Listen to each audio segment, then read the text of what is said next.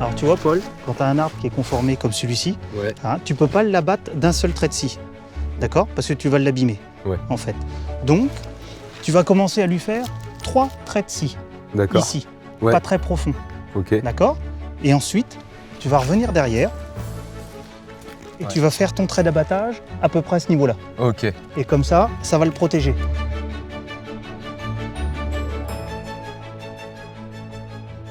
J'ai toujours été attiré par les grosses machines car mon père travaillait dans le BTP. Mais moi, je voulais quelque chose qui soit plus proche de la nature. J'aimais la forêt. Moi, j'ai fait un bac pro forêt à la fin de ma 3e. Et comme je voulais me perfectionner sur la conduite de machines de bûcheronnage, j'ai choisi la voie de l'apprentissage. Les premiers jours, j'étais super à cran. J'avais peur de casser la machine ou un flexible, mais bon, je m'en suis sorti. C'était des angoisses de débutant. C'est une activité où on doit être tout le temps vigilant. On doit être soucieux du rendement de la machine, de la qualité des produits, du respect de l'attente des clients en quasi temps réel. À part tous les à côté comme l'entretien, la préparation de chantier, le nettoyage du sol après la coupe, qui sont d'ailleurs très importants également, c'est le pilotage de la machine et l'abattage qui me donnent le plus de satisfaction. Là, c'est vraiment super. Je participe aussi à l'approvisionnement de toute la filière bois. Et pour moi, le bois, c'est un matériau noble et naturel. Chaque tas correspond à un produit différent, avec Ok. un cahier des charges différent. Ok. Là, par exemple, nous avons de la trituration. Ça va faire des panneaux d'OSB et des panneaux de particules. C'est de la palette, 2,40 m. Là, nous avons du 3 m sciage. Ça va finir en planche, en charpente, etc. Et là, nous avons de la palette, du 2,50 m palette.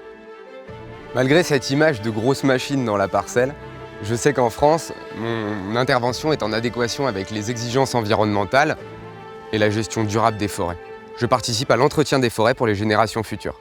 Et puis j'ai le sentiment de faire partie d'une communauté, celle des forestiers. Je suis en contact avec un matériau vrai, le bois, et je participe au cycle forestier et à la gestion durable des forêts. Avec des engins forestiers de plus en plus technologiques, je vis la modernité du métier de bûcheron. Il faut aussi préciser que les choses ont beaucoup changé.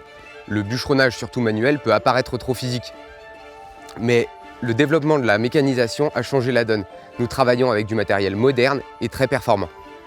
Là, dans la branche qu'il reste, donc dans le rémanent, pareil, on ne peut rien en faire.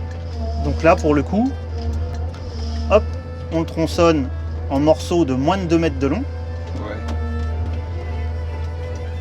et on les met dans le cloisonnement. Le travail sur la machine nécessite une concentration sans relâche. Mais l'informatique embarquée et le réglage permettent une assistance ultra performante. Étant un peu geek, j'aime bien maîtriser la technologie. C'est un métier valorisant. On conduit des bêtes de machines au top de la tech. Les cabines sont aujourd'hui pensées avec une ergonomie maximale, il y a même la clim. En forêt, on ne passe pas inaperçu et on doit savoir expliquer au public ce que l'on fait, que l'on s'inscrit dans une gestion raisonnée du massif, que l'on ne détruit pas, bien au contraire. Il y a aussi des échanges avec les propriétaires de parcelles et les acteurs de la filière bois. J'ai vraiment fait le bon choix. Mon travail est en lien avec de grands espaces naturels, souvent des endroits magnifiques. Il faut aussi savoir être autonome, car on est souvent seul. Le stress, ce sont les pannes. Cela m'a appris à préserver le matériel et à être sérieux sur la maintenance préventive. Plus tard, je me vois bien évoluer en tant que chef de chantier ou conducteur travaux. Mais bon, pour l'instant, je suis bien à piloter ma machine. Et du travail pour les gens qualifiés, ça ne manque pas. En revanche, ce n'est pas un métier qui est fait pour les casse-cous. Autant faut être capable de pousser la machine au max, autant faut être très, très rigoureux. Ce sont des engins qui coûtent une fortune et les règles de sécurité sont draconiennes.